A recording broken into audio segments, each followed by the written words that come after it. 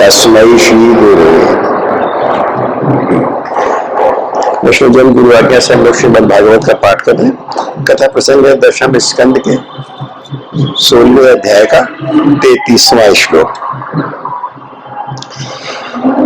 न्यायो हि दंड गत किल्बिषे अस्मिन् तवावतार खल निग्रहाय रिपो सुतानव तुल्य दृष्टे धत्से दमम फलमेवान शंसन। कथा प्रसंग इस प्रकार से है कि बहुत से लोग भी वृंदावन गए होंगे। काली दह है, जमुना जी का जो मुख्य प्रवाह है उससे दक्षिण में करीब 1 योजन दूर एक उसकी धारा से एक कुंड बन गया। उसमें किनारे थोड़े ऊंचे थे तो वो जल वहां रुक गया जमुना का, क्योंकि अगर नॉर्मल स्ट्रीम में होता तो मथुरा में वृंदावन में सब में फिर विष फैल जाता कालिया का, तो सभी लोग के प्राणों का संकट हो जाता। ये सेपरेटेड है, उसकी दीवारें ऊंची थी तो पानी वापस जमुना में नहीं जा रहा था, उतना उसमें कन्फाइंड हो गया।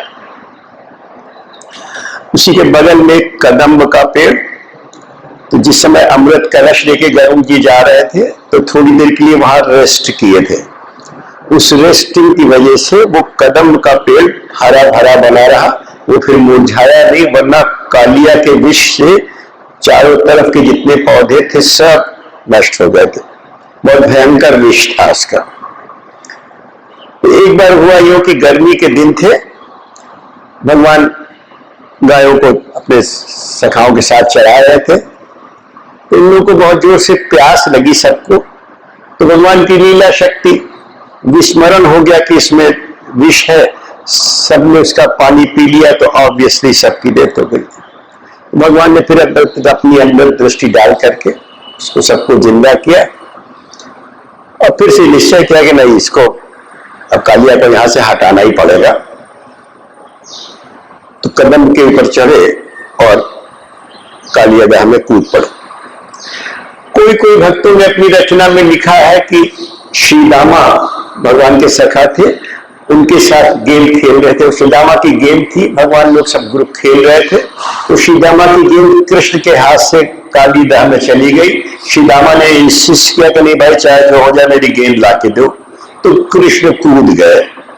ये बात बहुत असंगत लगती है, क्योंकि जितने भी सखा थे वो कृष्ण को प्राण से ज्यादा प्यार करते थे और it was known to all कि इसमें विष है, कालिया नाग इसमें रहता है, इस पानी में जहर है और बहुत जहरीला सांप है। तो कोई भी कृष्ण को उसमें भेज, एक गेंद के लिए कृष्ण जो उसके प्राण धन है उसको जोखिम में डलवाते, बात गले में उतरती नहीं, तो असंगत है। इसलिए भागवत में ऐसा नहीं है। भागवत में है, सुखदेव जी लिखते हैं कि कृष्ण ने विचार किया कि नहीं, अब दिस इज इनफ, इसको यहां से हटाना है, ये सोच करके उसमें कूदे। तो ऑब्वियसली जब उसके हाथ में कूदे तो कालिया आ गया निकल करके कि भाई ये कौन आ गया। तो पहले उसने कृष्ण के ऊपर अटैक किया, उनको बांध लिया, लपेट लिया, और फिर कृष्ण ने अपने शरीर को फुलाया उससे। तो बहुत देर तक कृष्ण उसको खिलाते रहे, खिला खिला के थका दिए उसको। जब बहुत थक गया तब उसके 101 फन थे, उसके फन के ऊपर चढ़ गए और उसके फनों के ऊपर नृत्य करना शुरू किया।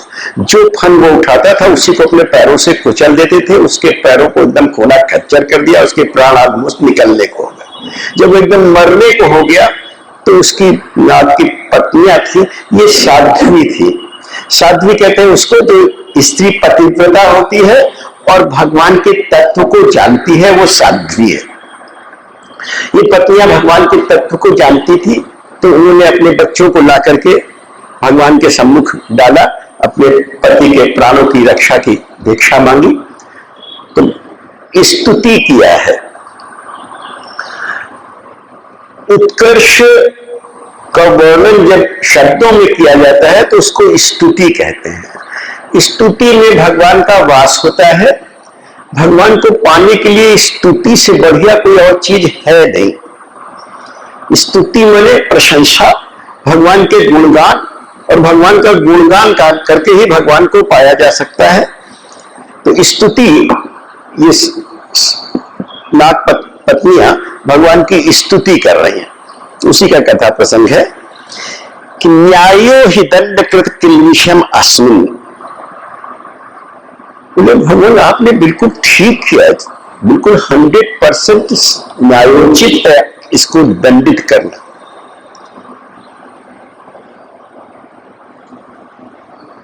सामान्य तौर पर आपका अवतार होता है दुष्टों के संहार के लिए, ये अवतार आपका भिन्न है। ये वृंदावन में आपने अपनी प्रेम भक्ति के प्रचार के लिए ये अवतार लिया है, लेकिन आनुषंगिक रूप से जो दुष्ट है, दुष्टात्माएं हैं, पापी है, उनको दंडित तो करना ही करना है। तो एक होता है प्राइमरी फंक्शन, एक होता है सेकेंडरी फंक्शन। बाकी सब भगवान के जितने अवतार हैं उसमें है कि दुष्टों के संहार के लिए, परित्राणाय साधूनां विनाशाय च दुष्कृता। लेकिन ये अवतार उसके लिए नहीं है, इसको तो आनुषंगिक रूप से मैंने सेकेंडरी उसमें दुष्टों का संहार है। प्राइमरी था ब्रज की जो लीला है, वो लीला के द्वारा जीव जगत का कल्याण करना। कृष्ण प्रेम जो अत्यंत गुह्य और दुर्लभ है, उसको जीव जगत के सामने उजागर करना। तो लीला करके, जिसको एक्ट करके स्वयं सिखा रहे हैं कि शुद्ध प्रेम होता क्या है, वो गोपियों के द्वारा जो प्रेम है और अपना प्रेम गोपियों के प्रति उसका। तो किन्नाक पत्नियां कह रही है कि महाराज इस बार आपका मुख्य अवतार का मुख्य उद्देश्य तो इस प्रेम भक्ति का प्रचार प्रसार है, लेकिन आनुषंगिक रूप से तो दुष्टों का संहार करना ही है। तवावतारा खल निग्रहाया, जो दुष्ट लोग हैं उनको शासित करना है। और ये दुष्ट है, निश्चित रूप से इसकी रजोगुणी प्रवृत्ति है, क्रोधी है, और निश्चित रूप से पिछला पाप है, तो जो सर्प योनि में पैदा हुआ है। हम तीसरे स्कंद में आता है माता देवहूति के साथ जब कपिल भगवान का वार्ता है, उसमें कपिल भगवान बोलते हैं कि हम इस जन्म के कर्मों द्वारा अपना अगला जन्म फिक्स कर लेते हैं। हमारे जैसे कर्म होंगे उसी प्रकार से अगली योनि हमको प्राप्त होगी। तो नाग पत्नियां करी कि निश्चित रूप से पिछला पापी है, बैकग्राउंड मैटर से नॉट, पिछला कहां से आ रहा है उसके अनुकूल इसका स्वभाव होता है। तो तामसी प्रवृत्ति होगी, क्रोधी स्वभाव होगा, ये तो इसके लिए स्वाभाविक है। लेकिन आप तो भगवत स्वरूप हो, आप तो समदर्शी हो, आपके लिए शत्रु और पुत्र में कोई अंतर नहीं है। आप सबको समान दृष्टि से देखते हो, सृष्टि आपकी है, आपने जिसको जैसा बनाया वो उसके अनुकूल आचरण कर रहा है। इसलिए इसको जो आपने दंडित किया है, इस दंड का तो हम बिल्कुल अनुमोदन करते हैं कि आपने इसको बिल्कुल सही दंड दिया। देखो, भगवान से अपने पति को छुड़ाना है, तो अगर भगवान के कृत्य की निंदा कर देंगे तो कहां छुड़ा पाएंगे। तो पहले उसका अनुमोदन कर रहे कि किया आपने बिल्कुल ठीक है, इसको जो सजा दी है बिल्कुल ठीक है। उसके एक्ट को जस्टिफाई नहीं कर रही, भगवान के एक्ट को जस्टिफाई कर रही कि आपने इसको दंडित किया, बिल्कुल ठीक किया, ही डिजर्व्ड इट। लेकिन मेरी ये समझ में नहीं आ रहा है कि जो आपकी चरण रज है ये तो बहुत दुर्लभ है, ये तो केवल और केवल ब्रजवासियों के लिए सुलभ है, तो बाकी तो किसी को आसानी से मिलती नहीं। और इसके 101 फन पर आपके चरणों का डायरेक्ट स्पर्श,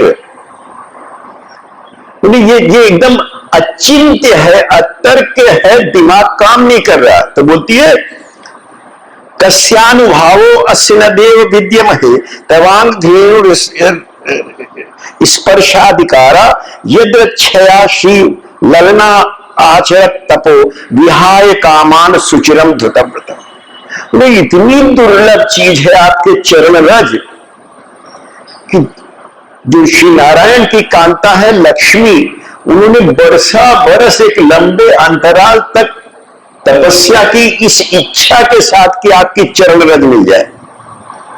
उनको भी चरण रज प्राप्त नहीं हुई, उनको भी एक केवल सिंबॉलिक रूप से उनके छाती पर एक गौर रेखा, स्वर्ण रेखा के रूप से उनको एक आभास मात्र मिलता है कि भगवान का संग मिला है। तो जो इतनी दुर्लभ चीज है भगवान की चरण रज, वो इस सर्प योनि में पैदा हुए इस पापी को कैसे मिल गई? क्योंकि ऐसी कोई साधना नहीं, ऐसी कोई तपस्या नहीं जिससे भगवान की चरण रज मिल जाए, और इसको चरण रज मिल जाए। तो ये बात हमारे गले में उतर नहीं पा रही। और जिसको एक बार आपकी चरण रज मिल गई, उसका तो सोच ही बदल जाती है। क्योंकि शास्त्र बोलता है, ये स्तुति कर रही है नागपत्नियां, न नाक पृष्ठम न च सार्वभौमम न पारमेष्ठ्यम न रसाधिपत्यम न योग सिद्धि पुनर्भवम वा वांछति अन्य पादरज प्रपन्न। जिसने आपके चरण रज की वांछा कर लिया, पाना तो बहुत दूर की बात है, जिसने आपके चरणों की शरणागति शरण लेते हुए चरण रज की इच्छा कर लिया, फिर उस इच्छा के बाद उसकी न तो स्वर्ग की इच्छा होगी, न ब्रह्मा के पद की इच्छा होगी, न इस भूमंडल के राज्य की इच्छा होगी, न उसको रसातल का राज्य चाहिए, मोक्ष भी नहीं चाहिए। वो जिस लेवल पर पहुंच गया, वो लेवल वो है जहां हर आदमी बेहतर चीज ढूंढता है। जब साइकिल चलाते हैं, उसके बाद जब स्कूटर मिल जाती है तो साइकिल छूट जाती है, बेटर चीज पाकर के इंफीरियर चीज छूट जाती है। तो जिसको दी बेस्ट मिल गया, उसके ऊपर कुछ है नहीं, तो बोलते हैं आपके चरण रज की शरणागति, आपके चरणों की शरणागति से ऊपर तो कुछ है ही नहीं, उससे ऊपर तो कुछ चाहता ही नहीं। जो आपके चरणों से जुड़ गया, जो आपसे जुड़ गया, तो उससे ऊपर तो फिर कुछ है ही नहीं। शुद्ध संवाद एकादश स्कंद में आता है। तो जब एकादश स्कंद में जाते हैं तो 4वें अध्याय में उद्धव के माध्यम से भक्ति योग के बारे में भगवान ने उद्धव को बताया। तो उसमें अपने भक्तों के बारे में बताया कि उनके स्वभाव, तो यही सिद्धांत को भगवान के मुंह से निकला है। 11-14 न पारमेष्ठ्यम न महेन्द्रदिश्यम न सार्वभौमम न रसाधिपत्यम न योग सिद्धि पुनर्भवम वा मयि अर्पितात्मेच्छति मद्विनान्यत्। जिसने अपने आप को मुझे अर्पित कर दिया, यानी कि जो पूरी तरह से मेरे से जुड़ गया, उसको मेरे अलावा और कुछ चाहिए ही नहीं। मयि अर्पितात्मेच्छति मद्विनान्यत्, मेरे अलावा फिर उसको कुछ चाहिए नहीं। न उसको पारमेष्ठ्यम, न तो ब्रह्मा का राज्य चाहिए, न ब्रह्मा का पद चाहिए, न इंद्र का राज्य चाहिए, न इस पृथ्वी का राज्य चाहिए, न रसातल का राज्य चाहिए, न उसको योग सिद्धि चाहिए, न उसको मोक्ष चाहिए। क्योंकि उसने जिसको पा लिया उससे ऊपर कुछ है ही नहीं। जो एक बार भगवान से जुड़ गया तो उसको फिर विषय से विरक्ति होती। मानस में अगर जाओ तो भरत जी के प्रसंग में है, जब चरण पादुका लेके लौट रहे हैं और नंदी ग्राम में वास किए, तो शिव जी अपने मुख से, शिव जी कथा सुना रहे पार्वती जी को, तो शिव जी अपने बोले कि रमा विलास राम अनुरागी। रमा विलास माने भौतिक ऐश्वर्य। जो भगवान के भक्त हैं उनके लिए भौतिक ऐश्वर्य का तो फिर कोई वजन नहीं है। रमा विलास राम अनुरागी तजत बमन जिन जन बड़ भागी। उदाहरण दिया, बमन का माने उल्टी जो रहती है, वोमिट कर देते हैं। तो जिसमें भी वोमिट के अपने शरीर से निकलती है, लेकिन पलट के उसको कोई देखता नहीं, तुरंत राखी डालेंगे या पानी डालेंगे। मैंने उसकी तरफ जो भक्त है वो सांसारिक वैभव की ओर दृष्टि भी नहीं डालता। मतलब सोचना तो बहुत दूर की बात है, उसकी स्पृहा करना तो बहुत दूर की बात है, जैसे एकदम अनकंसर्न हो जाता है। तो ये लोग आश्चर्य कर रहे हैं कि इसको ऐसे कैसे मिल गया ये।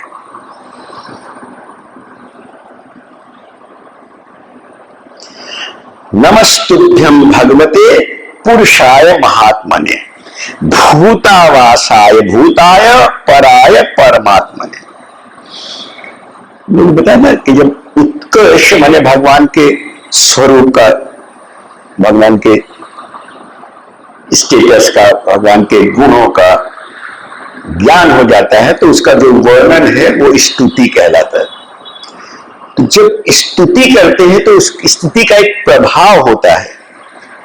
उसका प्रभाव ये होता है कि जो भगवान का स्वरूप है वो तो गुह्य है,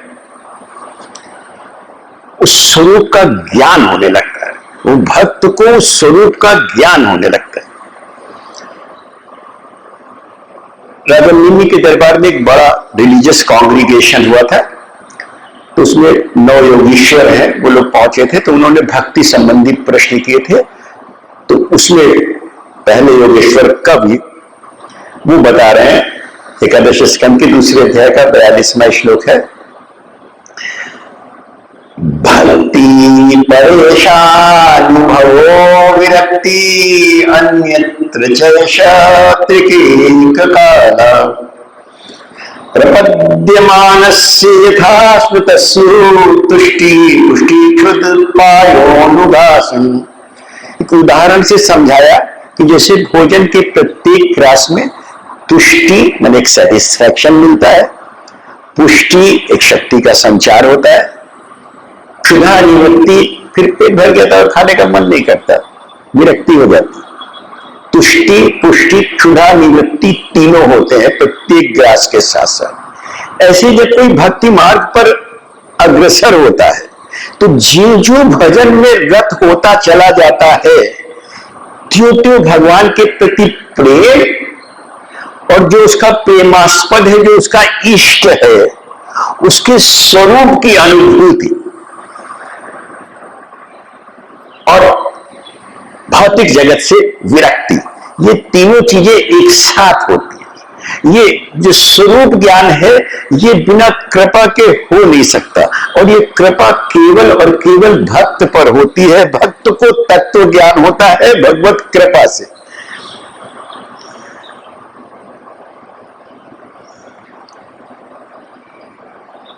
गीता में जाओ तो 8वां अध्याय, मत चित्ता मत गत प्राणा, मत 10वें का 8वां होगा शायद, या 8वें का 10वां होगा। मत चित्ता मत गत प्राणा बोधयन्ता परस्परम।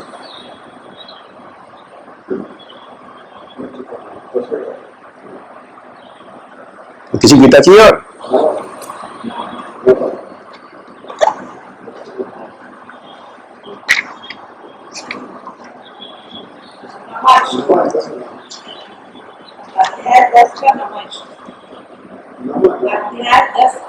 हाँ पढ़ो। मच्चित्तः मद्गतप्राणा बोधयन्तं परस्परं कथयन्तं च मां नित्यं तुष्यन्ति च रमन्ति च। मच्चित्तः मद्गतप्राणं बोधयन्तः परस्परं कथयन्तश्च मां नित्यं तुष्यन्ति च रमन्ति। मैंने ये वो कैटेगरी है जो जिसका चित्त पूरी तरह से भगवान में लगा हुआ है। मैंने भक्त की मोटी परिभाषा आती है जो भगवान से विभक्त ना हो सके। मैंने कृष्ण मोर जीवन, कृष्ण मोर प्राणधन, कृष्ण मोर प्राणेन प्राण, जिसका सर्वस्व कृष्ण होता है वो मच्चित्त। मच्चित्त मद्गत प्राण, प्राण में क्या है? जीवन है और क्रिया है। तो जिसका सर्वस्व, जिसका जीवन ही कृष्ण है, जिसकी हर एक्टिविटी कृष्ण से रिलेट करती है, तब वो भक्त की संज्ञा में जा रहा है। मच्चित्त मद्गत प्राणा बोधयन्ता परस्परम। हर आदमी का भगवान के साथ एक पर्सनलाइज्ड रिलेशनशिप बनता है। उस पर्सनलाइज रिलेशनशिप में हर एक का एक्सपीरियंस भगवान के साथ डिफरेंट होता है। ऐसा कोई नहीं है जो भगवान से जुड़ा हो और जीवन में कभी कोई विशेष अनुभव ना हुआ हो। तो ये जो भक्त मंडली है ये एक दूसरे को अपने एक्सपीरियंस शेयर करती है। कि मेरे साथ एक बार जीवन में ऐसा हुआ, मेरे साथ ऐसा हुआ। एक दूसरे से शेयरिंग होती है, एक दूसरे से भगवत स्वरूप की चर्चा होती है, भगवत कृपा की चर्चा होती है, भगवत वार्ता होती है। ये कहता है बोधयन्तः परस्परम कथयन्तश्च माम नित्यम। उसकी विषय वार्ता हमेशा कृष्ण से रिलेट करती है और उसी में वो रमता पचता है। तुष्यन्ति च रमन्ति च। ये जो क्लास है जिसकी जो हर समय भगवान से जुड़ा हुआ है, उसको अगले श्लोक में और डिफाइन किया है। तेषां सततयुक्तानां रजतां कीर्तिपूर्वकं ददामि बुद्धियोगं येन मां मुह्यात्। ये जो क्लास है मत चित्ता मदगत प्राणाम, तेषाम, और उनके साथ क्या है, सतत युक्ता, जिनका भजन इंटरमिटेंट नहीं है, जिनके भजन में कंटिन्यूटी है। सतत माने जो निरंतर लगा हुआ है। तेषाम सतत युक्ता नाम, जो कंटिन्यूअसली भगवान से जुड़े हुए हैं। भजताम प्रीतिपूर्वक, जिनके भजन में वे भगवान के प्रति प्रेम का भाव है। प्रेम में क्या होता है, प्रेम में अपना कंफर्ट नहीं देखा जाता। हम जिसको प्यार करते हैं, हम चाहते हैं कि ये मोस्ट कंफर्टेबल हो जाए। अपने अपने अपने आप को टटोल के देख लो, संसार में हर आदमी किसी न किसी से प्यार करता है। जिसको प्यार करता है चाहता है इसको काना दे दे, चाहे वो पुत्र हो, चाहे मित्र हो, चाहे पत्नी हो, चाहे प्रेयसी हो, कोई भी हो। जिसको प्यार करते हैं उसके लिए मन में होता है इसको काना कर दे, इसके लिए काना दे दे। तो प्रेम में तत्व सुखित्व है। जिसकी सेवा पूजा भगवान के कंफर्ट के लिए है, जिसमें अपने कंफर्ट का कोई विचार नहीं है, जिसको बोलते हैं स्वसुख वांछा शून्य, जिसमें कोई सेल्फिश इंटरेस्ट नहीं है। देखो, जब भजन में साधक भजन में प्रवेश करेगा तो सेल्फिश होना बिल्कुल स्वाभाविक है। इसको बोलते हैं सकाम भक्ति, माने कुछ पाने के लिए, चाहे वो सुख की प्राप्ति हो, चाहे दुख की निवृत्ति हो, चाहे किसी भौतिक पदार्थ के लिए हो, चाहे भौतिक व्यक्ति के लिए हो, भौतिक जगत से रिलेटेड कुछ गेन के लिए हो। इसको सकाम बोलते हैं। जब हम किसी भौतिक इच्छाओं के लिए भगवान से जुड़ते हैं तो इसको सकाम भक्ति बोलते हैं। इनिशियल स्टेज यहीं से होती है। कोई कहे कि नहीं हम डे 1 पे एकदम से ग्रेजुएशन में दाखिला पा जाएंगे, ये नहीं हो सकता। लोअर पर्ट से पढ़ना पड़ेगा तब ग्रेजुएशन तक पहुंचेगा। लेकिन जिंदगी भर हाई स्कूल में पढ़े रहो, ये तो भाई कोई समझदारी नहीं हो। हाई स्कूल से ऊपर उठना पड़ेगा ना। इनिशिएट तो होगा सकाम भक्ति से, इसमें कोई दो राय नहीं। कुछ पाने के लिए, कुछ सुख के लिए, कुछ कंफर्ट जोन के लिए, कुछ अपने लिए, कुछ अपनों के लिए भगवान से जुड़ेगा। लेकिन एक स्टेज आती है जब ये छूट जाती है। तब जब किसी से प्रेम होता है तो फिर उससे मांगते नहीं, वो खुद ही कंसर्न हो जाता है। सेवा में अपने सुख की अपेक्षा अपराध है। सेवा के 32 अपराध होते हैं, उसमें से एक अपराध होता है अपने सुख की अपेक्षा। और भक्ति माने बोला डिवोशनल सर्विस, माने भावमयी सेवा। जो भावमयी सेवा है वो भक्ति है। जो घंटा बजाना है, आरती करना है, ये सब चीजें उससे जो भाव आ जाए, इसकी क्रिया है। उस भाव को लाने के लिए क्रिया है। ये भक्ति नहीं है। भक्ति है जब हमारा भाव उनसे जुड़ता है। वो स्टेज बहुत बाद की स्टेज है, लेकिन इनिशियल होगा इसी से। ग्रेजुअली ये फीलिंग आती है कि नहीं तो कुछ चाहिए नहीं, और तब वो सब कुछ पाता है। जब कुछ चाहिए नहीं तब वो सब कुछ पाता है। वो उसका माइंड सेट वहां चला जाता है जहां फिर कुछ और चीज की जरूरत ही नहीं होती। कृष्ण उद्धव संवाद में 11वें स्कंद में 14वें अध्याय में 13वां श्लोक आता है, अकिंचन से शांत से दांत से समचेतसा मया संतुष्ट मनसा सर्वा सुख मया दिशा।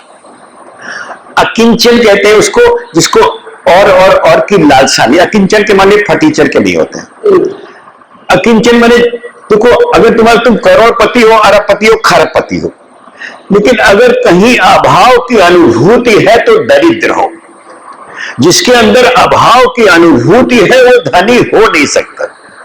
और जो भगवान से जुड़ जाता है उसको अभाव की अनुभूति समाप्त हो जाती है, उसको अभाव की अनुभूति नहीं होती, क्योंकि वो भगवान के दिए में संतुष्ट होता है। तो जो अकिंचन है, जिसको और की लालसा नहीं, जो भगवान के दिए में संतुष्ट है, अकिंचन से शांत से दांत से समचेत से मया संतुष्ट मनसा, जो भगवान के दिए पर संतुष्ट है उसको आकाश में चौदिक आनंद दिखता है, उसको हर कोने में आनंद दिखेगा। क्योंकि आनंद तो वाइप ऑफ हो जाता है दी मोमेंट हम किसी चीज की क्रेविंग करते हैं। चाहे जब देख लेना, जब हमारे अंदर कोई चीज की क्रेविंग होगी तो हमारा प्लेजर खत्म हो जाएगा। प्लेजर तभी तक है जब तक क्रेविंग नहीं है। जब हम किसी चीज के लिए भाग रहे तो काय का प्लेजर है, जब थम जाओगे तब प्लेजर फील करो। तो तेषाम सतत युक्तानाम भजताम प्रीतिपूर्ण ददामि बुद्धि योगम। ये बुद्धि योग है क्या? ये है भगवान का स्वरूप ज्ञान। उस स्वरूप ज्ञान की अनुभूति करा देते हैं। और कैसे कराते हैं ये अगले श्लोक में। अगला श्लोक पढ़ो, 11वां पढ़ो गीता जी, 10वें का 11वां पढ़ो। तेषामेव अनुकंपार्थं 11वां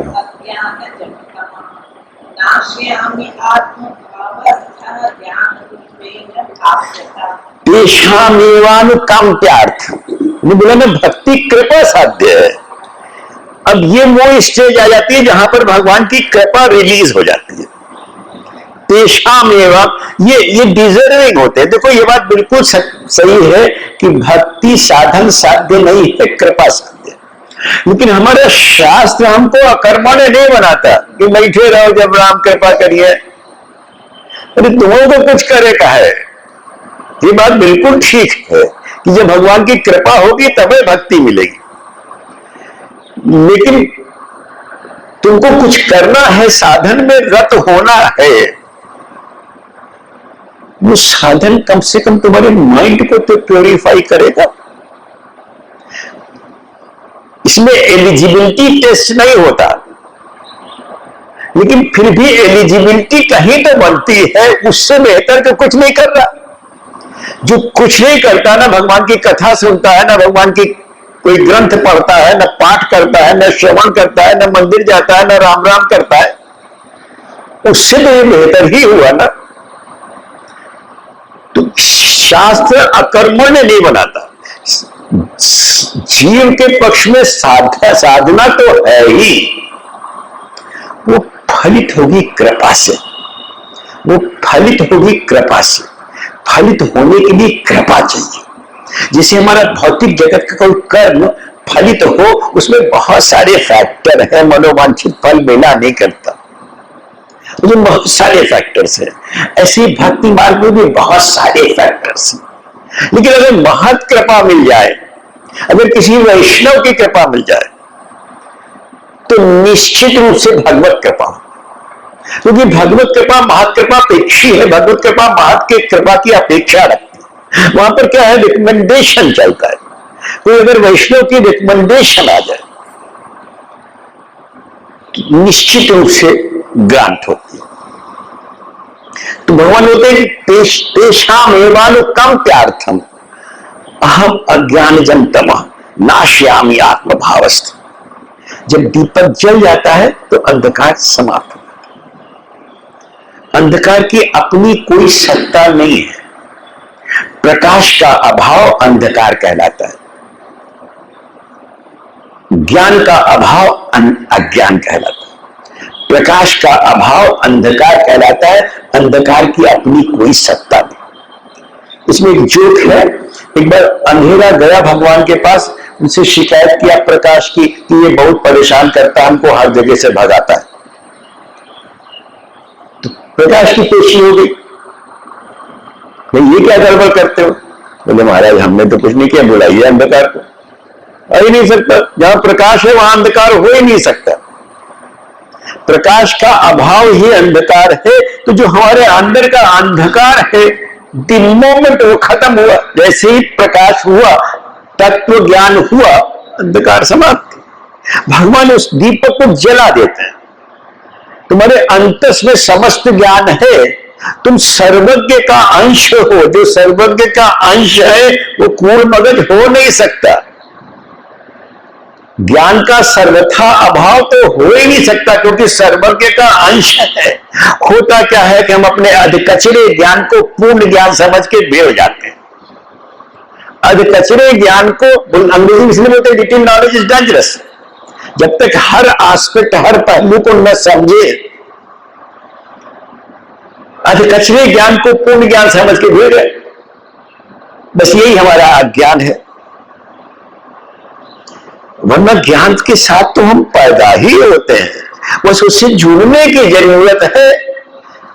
वो दीपक जो हमारे अंदर है उसको प्रकाशित होना है हमारे अंतस में। जब भगवान से जुड़ा होता है तो उनकी कृपा से ये तत्व ज्ञान होता है। भक्ति परेशान अनुभवों के रखते इनको नागपत्नियों को भगवान का स्वरूप ज्ञान होने लगा। तो बोलती है नमस्तुभ्यम भगवते पुरुषाय परमात्मा। सृष्टि से पहले जो भगवत स्वरूप होता है उसको पुरुष की संज्ञा देते हैं। तो जो आदि पुरुष है इसलिए भगवान को आदि पुरुष बोलते हैं। शॉर्ट में बताते हैं, जब कुछ नहीं था और भगवान की इच्छा हुई कि सृष्टि किया जाए, तो भगवान की जो कृष्ण है, ये मूल में कृष्ण ही भगवान की संज्ञा है। राम और कृष्ण में कंफ्यूज ना होना, खाली कलाओं का अंतर है। बाकी सब भगवत स्वरूप होते हैं भगवान में।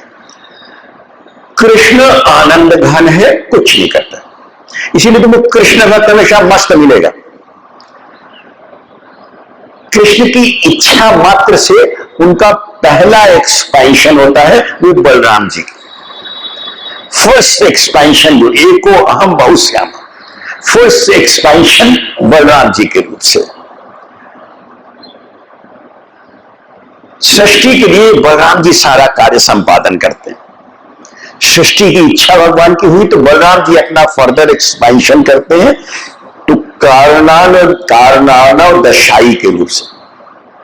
इसको प्रथम पुरुष बोलते हैं। अभी सृष्टि नहीं हुई है, जब सृष्टि नहीं होती है तो पुरुष की संज्ञा पता है, प्रथम पुरुष है महाविष्णु। अभी विष्णु भी नहीं आया, महाविष्णु की संज्ञा पाते हैं। ये जो माया है वो साम्य अवस्था में इनएक्टिव पड़ी हुई है, इसको एक्टिवेट कर देता है। इस पर दृष्टि डालते हैं, इसको एक्टिवेट कर देते हैं। सारी सृष्टि के मूल में कृष्ण, ये 10:8 पढ़ो जरा।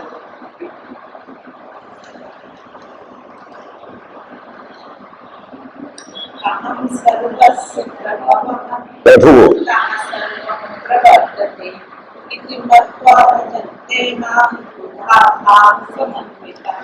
अहम सर्वस्य प्रभु मत्तः सर्वं प्रवर्तते इति मत्वा भजन्ते माम बुधा भाव समन्विता। बुधा कहते हैं इंटेलेक्चुअल को, बुधा कहते हैं मननशील को, बुधा कहते हैं विचारशील को, बुधा कहते हैं उसको जो चीजों को सही परिप्रेक्ष्य में देख रहा है, जो चीजों को सही रूप से एनालाइज कर रहा है, सही परिप्रेक्ष्य में देख रहा है, वो बुधा जन।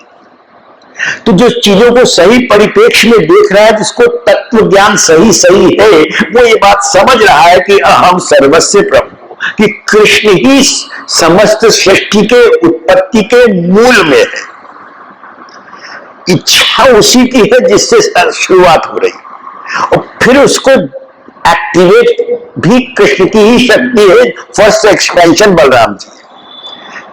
अहम सर्वस्य प्रभु मत्ता सर्वम प्रवर्तते, वो जो एनर्जाइज है, जो चेतन शक्ति है, वो फिर इसी कृष्ण की है। ये कैसे डाइवर्सिफाई होकर जा रही, ये अगला क्रम बता रहे हैं। जब बलराम जी कारण दशाई के रूप से एक्टिवेट कर देते हैं माया को, तो अनंत कोटि ब्रह्मांड सुख अंडे, अनंत माने जिसको गिन नहीं सकते, तो कोई गिनती नहीं, उसको फिर अपने उसके अंदर गर्भ में प्रवेश करते हैं। यही कारण दशाई तो गर्भोदशाई की संज्ञा पाती है, द्वितीय पुरुष कहलाता है। अभी सृष्टि नहीं हुई है, इसलिए पुरुष की संज्ञा है। ये जो द्वितीय पुरुष है गर्भोदशाई, ये 70% उसमें अपने स्वेद से जल के रूप में परिणत कर दे, 70% पानी है। फिर इन्हीं गर्भोदशाई के नाभि कमल से ब्रह्मा निकलता है। ब्रह्मा ये विष्णु के कमल से नहीं, जो गर्भोदशाई विष्णु है, इनकी नाभि से एक कमल निकलता है। कमल का फूल इसीलिए पूजन में सबसे ज्यादा इंपॉर्टेंट माना जाता है, क्योंकि सृष्टि से पहले का पुष्प है। अभी सृष्टि तो हुई नहीं, उसके पहले इसकी उत्पत्ति हो गई। ये गर्भोदशाई जो 70% जो पानी हुआ, इसमें फिर अपना एक एक्सपेंशन करते हैं, तो क्षीरोदशाई की संज्ञा पाते हैं। मानी जो गर्भोदशाई का अंश है, ये क्षीरोदशाई विष्णु, ये विष्णु हर ब्रह्मांड में होता है।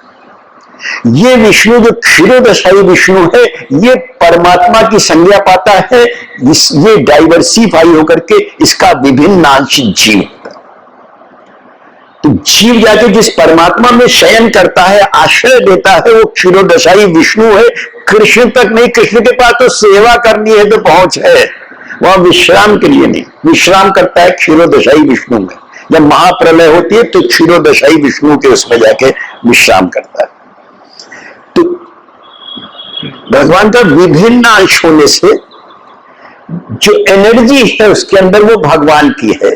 तो अहम सर्वस्य प्रभु मत्ता सर्वम प्रवर्तते, उसमें चेतन शक्ति भगवान द्वारा संचित है। हम आज बोल रहे हैं, आप सुन रहे हो, हम लोग यहां बैठे हैं, ये चेतन शक्ति है। न हो 2 मिनट में खेल खत्म। जब तक ये है तब तक हम है, जब तक ये नहीं तो हम कुछ नहीं। यानी कि हमारे भी मूल में कौन है? हम अपने मूल को भी स्मृत किए बैठे हैं, हम अपनी रंगबाजी में घूम रहे हैं, कुछ नहीं है। वो चेतन शक्ति गई तो सब खेल खत्म। तो बुद्धि स्वरूप ज्ञान हो रहा है, इनको स्तुति का इंपैक्ट है। इसीलिए साधक के पक्ष में स्तुति सबसे इंपॉर्टेंट। नमस्तुभ्यं भगवते पुरुषाय महात्मने। महाआत्मा, महा प्लस आत्मा, जो सर्वव्यापी स्वरूप है, जिसका ऑमनी प्रेजेंस है। हम में, तुम में, खड्ग खम में जहां देखो तहां राम ही राम। जो जिसकी ऑमनी प्रेजेंस है, ऐसी कोई जगह नहीं जहां वो ना हो। तो मुझे जो आपका परमात्मा स्वरूप है, जो आपका सर्वव्यापक स्वरूप है, और भूतवासाय, जितना भूत समुदाय है इस सृष्टि में, जो कुछ भी है उसकी सत्ता आपसे है। अहम सर्वस्य प्रभु। सारी सृष्टि के मूल में आप हो, पराय परमात्मा ने। जितना पदार्थ है उसका आश्रय, माने वो सब आपकी वजह से एनर्जाइज्ड है, आपके आश्रित है, प्रकृति से परे है, पराय परमात्मा ने।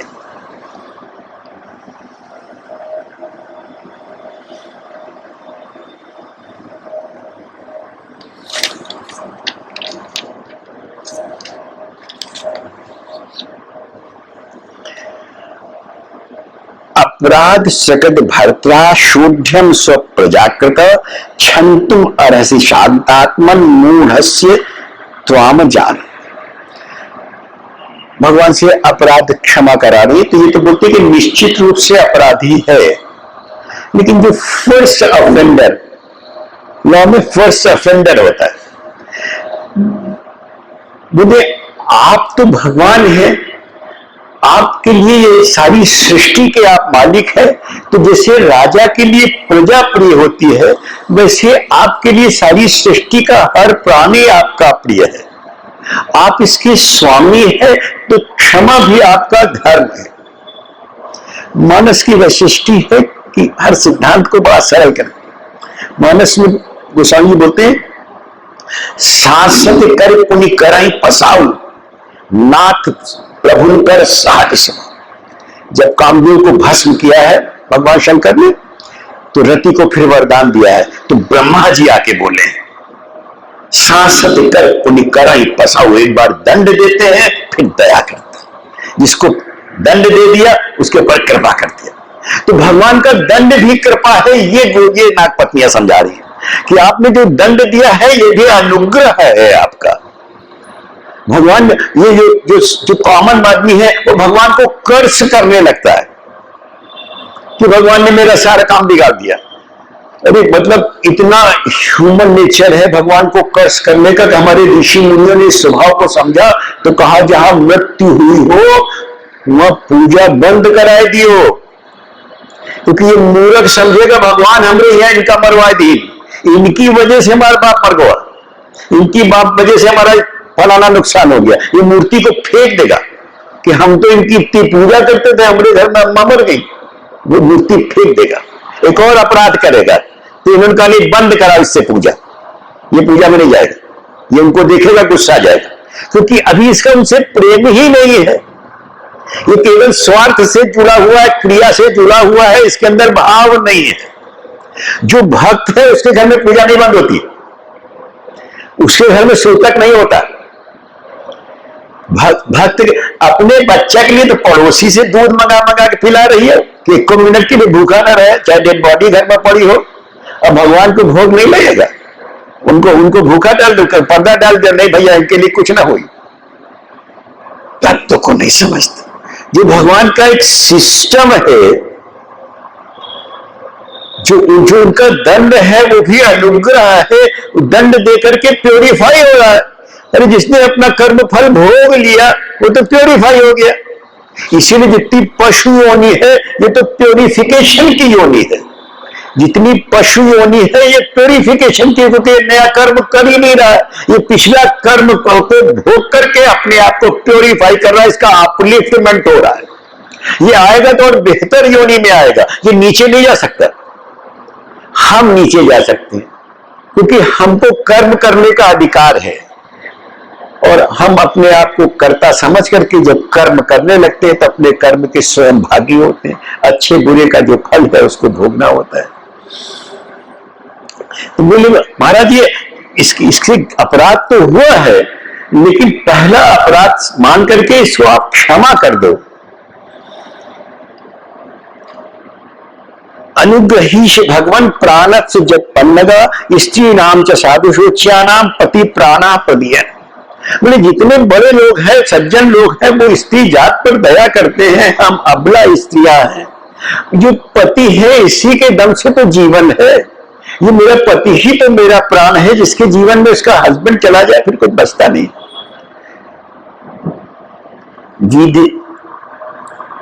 विदेयते किंकरी नाम अनुष्ठे तवाज्ञया यदच्छया अनुष्ठिन्मय मुच्यते सर्वतोक। हम आपकी दासी हैं, आपका दास आपकी सेवा में है, जो आप आज्ञा करोगे उस तरह से सेवा करेंगे। आप कहोगे तो अभी इस कालीदा को छोड़ करके रमणक द्वीप में, ओरिजिनली ये लोग रमणक द्वीप में थे, तो वहां इसकी कथा इस प्रकार से है कि मरीच के घर में कश्यप, उनकी 2 वाइफ्स थी, एक का नाम था विनिता और एक का नाम था कद्रू। तो विनिता गरुण जी की मां है और कद्रू नागों की मां है, कालिया की मां है। तो एक बार सूर्य का रथ जा रहा था, तो दोनों में ये बात हुई कि भाई जो सूर्य का रथ जा रहा है इसमें जो घोड़े हैं इसकी पूंछ का रंग सफेद है कि काला है। तो विनिता ने कहा सफेद है, कद्रू ने कहा काला है।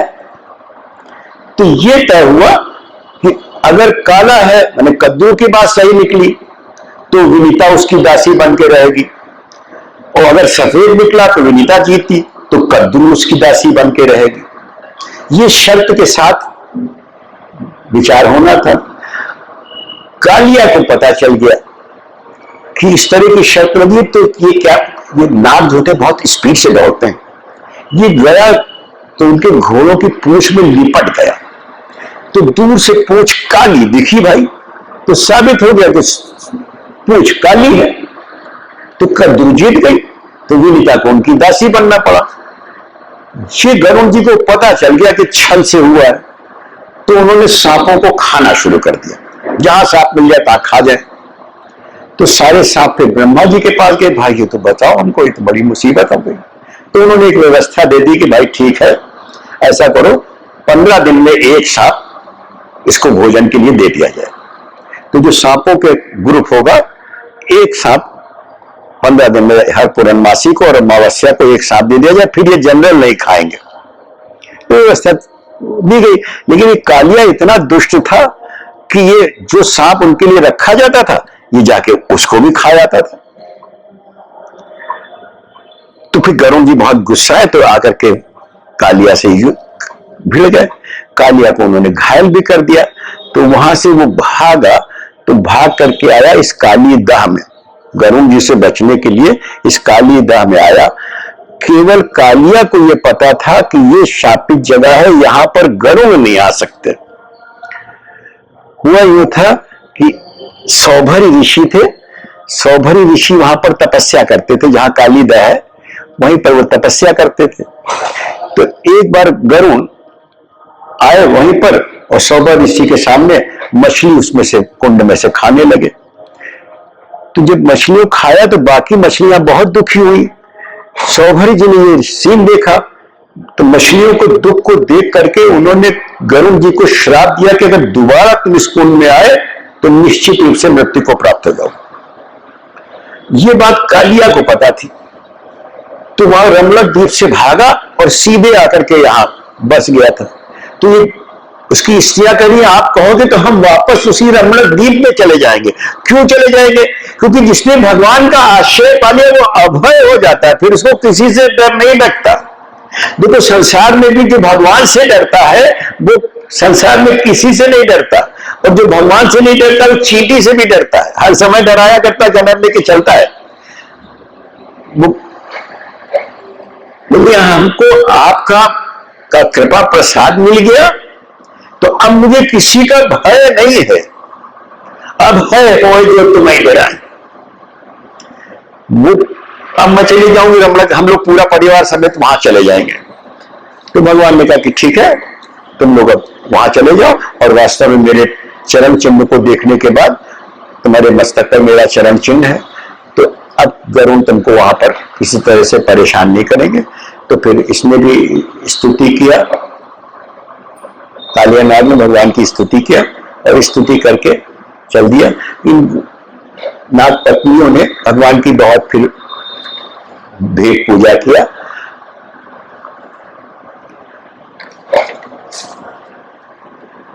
बहुत बहुत सारा गिफ्ट दिया, फिर जो मणि थी वो भी इनको गिफ्ट दिया, और दे करके चले गए। अब समय शेष हो रहा है, इसलिए यहीं पर शेष कर रहा है।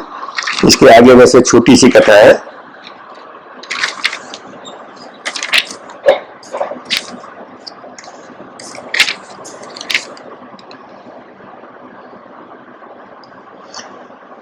महाराज जी आ जाते। एक प्रलंबासुर था, एक हूहू नाम का गंधर्व था एक्चुअली, तो उसका नाम था विजय। तो कुबेर का एक उपवन था चैत्ररथ वन, वहां पर यह था कि अगर कोई आकर के उनकी आज्ञा के बिना पुष्प चयन करेगा तो असुर हो जाएगा। ये प्रलंबासुर जिसका नाम विजय था, हूहू गंधर्व था, तो ये बिना आज्ञा के चला गया, इसने पुष्प चयन किया तो असुर हो गया। तो ये प्रलंबासुर हुआ। तो एक बार भगवान लोग सब लोग अपने ग्वाल बाल खेल रहे थे, तो दोनों ने दो ग्रुप बना लिए थे, एक में बलराम जी हो गए थे और एक में कृष्ण हो गए थे। तो ये हुआ कि जो हारेगा वो, जो जीतेगा वो हारेगा, वो जीते वाले ग्रुप को अपनी पीठ पे लाद के ले जाएगा। तो प्रलंबासुर को यह पता था कि कृष्ण से तो हम जीत नहीं पाएंगे, तो बलराम जी के ग्रुप में शामिल हो गया। तो कृष्ण का ग्रुप जीता। तो सॉरी, बलराम बलराम जी को अपने पीठ पर लाद करके ले चला। ये भीतर बलराम जी को पीठ पर लाद के लेके चला।